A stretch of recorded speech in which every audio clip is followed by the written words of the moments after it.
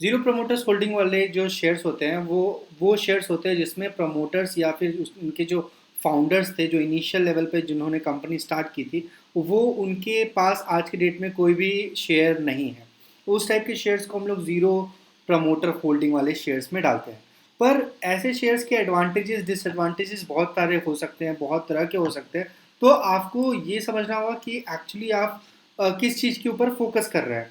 तो बेसिकली अगर हम लोग एडवांटेजेस की बात करें, तो ऐसे शेयर में एडवांटेज ये होता है कि इस पर्टिकुलर शेयर में इंडिपेंडेंस गवर्नेंस चल रही होती है। कोई भी एक प्रमोटर का माइंडसेट इन्फ्लुएंस नहीं करता उस कंपनी को। ये सबसे बड़ा एडवांटेज है। और अगर नेक्स्ट एडवांटेज की बात करें तो ट्रांसपेरेंसी बहुत ज़्यादा होती है। प्रमोटर्स नहीं होते हैं तो वो लोग सिर्फ अपने फ़ायदे के बारे में नहीं सोचते, कंपनी के जितने भी शेयर होल्डर है सबके बीच में ट्रांसपेरेंसी बनी रहती है। और अगर हम लोग देखें तो जो इंस्टीट्यूशनल होते हैं, बड़े बड़े इंस्टीट्यूशनल, जैसे फॉरेन इंस्टीट्यूशनल या फिर डोमेस्टिक इंस्टीट्यूशन, उनका इंटरेस्ट इस शेयर में बहुत ज़्यादा होता है, क्योंकि वो लोग, उनके पास कोई लिमिटेशंस नहीं होता है। वो लोग इन सब टाइप के शेयर्स में सबसे पहले इन्वेस्ट करते हैं जिसके प्रमोटर्स होल्डिंग्स जीरो होता है या फिर प्रमोटर होल्डिंग नहीं होता है। और स्ट्रैटेजिकल पार्टनरशिप बनाने का ये सबसे बड़ा एक प्लस पॉइंट है, क्योंकि अगर इसमें प्रमोटर्स नहीं होते तो इसमें पार्टनर आप बन सकते हैं। जितना ज़्यादा आप शेयर्स को होल्ड करेंगे या जितने ज़्यादा शेयर्स को आप एक्वायर कर लेंगे, उतना बड़ा शेयर होल्डिंग और उतना बड़ा हिस्सेदारी आपको इस पर्टिकुलर कंपनीज में रहेगा। और इसके डिसएडवांटेजेस, ऑफ कोर्स इस इन सब टाइप की कंपनीज में डिसएडवांटेजेस भी होते हैं। अगर हम डिसएडवांटेजेस के बारे में बात करें तो सबसे पहला डिसएडवांटेज है कि लेट्स से अगर कोई लीडर नहीं है, कोई प्रमोटर नहीं है, तो उनका विजन जो है वो उस कंपनी के साथ डिफाइन नहीं करता है, तो इन सब चीज़ में थोड़ा सा पीछे हो जाता है। उसके बाद अगर सेकेंड डिसएडवांटेजेस की बात करें तो लॉस ऑफ कॉन्फिडेंस। जो भी इन्वेस्टर्स होते हैं उनका कॉन्फिडेंट कम होता है इन सब टाइप के शेयर्स में, इन सब टाइप के कंपनीज में। वो लोग थोड़ा डरे हुए होते हैं, क्योंकि एक्चुअल जो प्रमोटर या एक्चुअल जो कंपनी के फाउंडर्स होते हैं उनके पास कोई भी शेयर नहीं है। तो उन्होंने अपने शेयर को अगर रिलीज किया है या सोल्ड आउट किया है तो वो कुछ रीज़न के लिए ही किया होगा। तो इसलिए कॉन्फिडेंट जो होता है इन सब टाइप के शेयर में लेने का नहीं होता है।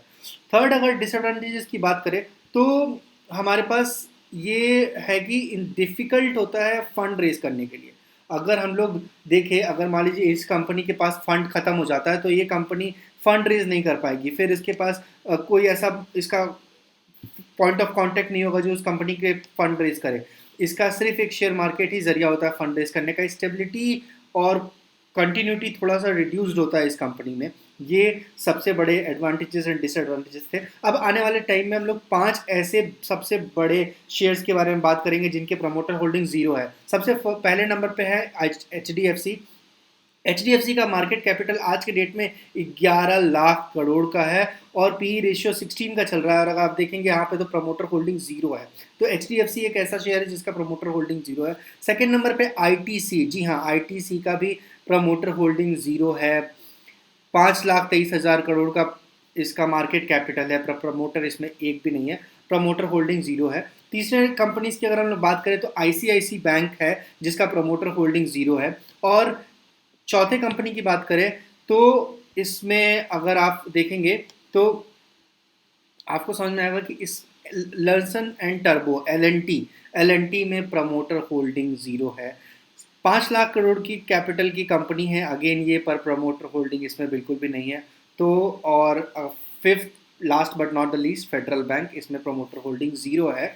40,000 करोड़ की ये कंपनी है, 40,000 करोड़ का मार्केट कैपिटल है, पर इनिशियल फाउंडर्स और इनिशियल प्रमोटर्स जिन्होंने ये कंपनी स्टार्ट की थी उनके पास आज के डेट में कोई भी शेयर नहीं है। इस टाइप की वीडियोस, इंटरेस्टिंग वीडियोस के लिए, थोड़े नॉलेजेबल वीडियोस के लिए आप इस चैनल को सब्सक्राइब कर सकते हैं। मिलते हैं नेक्स्ट वीडियो में, तब तक के लिए टेक केयर।